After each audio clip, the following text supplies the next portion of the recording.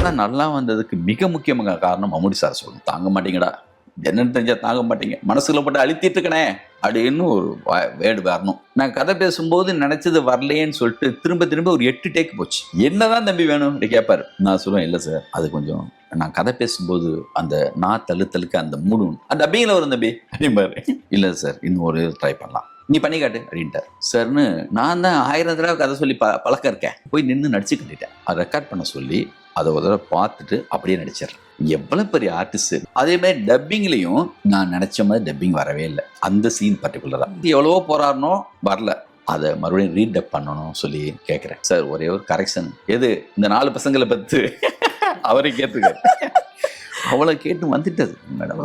வந்துட்டு பேசி உனக்கு இப்போ திருப்தி தானே அப்படின்னாரு. சார் அதுக்கு முன்னாடி பேசுனது பாதியும் இதுலேருந்து பாதியும் நான் யூஸ் பண்ணிக்கிறேன் சார், எனக்கு ஓகே தான் சார் சொல்லிட்டு இவன் அடங்க மாட்டான். அந்த மாதிரி மூடு தான் அவருக்கு. ஆனால் இந்த பார்த்த வேலைக்கு உள்ள மரியாதை என்னங்கிறது குமுதம் பத்திரிகையில் ஒரு விமர்சனம். தமிழ் நடிகர்கள் டப்பிங் பேசுவது எப்படி என்று மலையாள நடிகர் மம்முட்டியிடம் பாடம் கற்க வேண்டும். இப்போ நம்ம பார்த்த வேலைக்கு உண்மையாக ஒர்க் பண்ணியிருக்கோமா? புக் எடுத்துட்டு நானும் பிருந்தா சதி போயிட்டோம். போய் ஊஞ்சலில் உட்காந்துருந்தாரு. தம்பி சார் அந்த டப்பிங் மேட்ரு எழுதியிருக்காங்க பாருங்க சார். பெரிய ரியாக்ட் பண்ண மாட்டார், பெருமை தான் போ அப்படின்னாரு. இவ்வளோதான் ரியாக்ஷன்.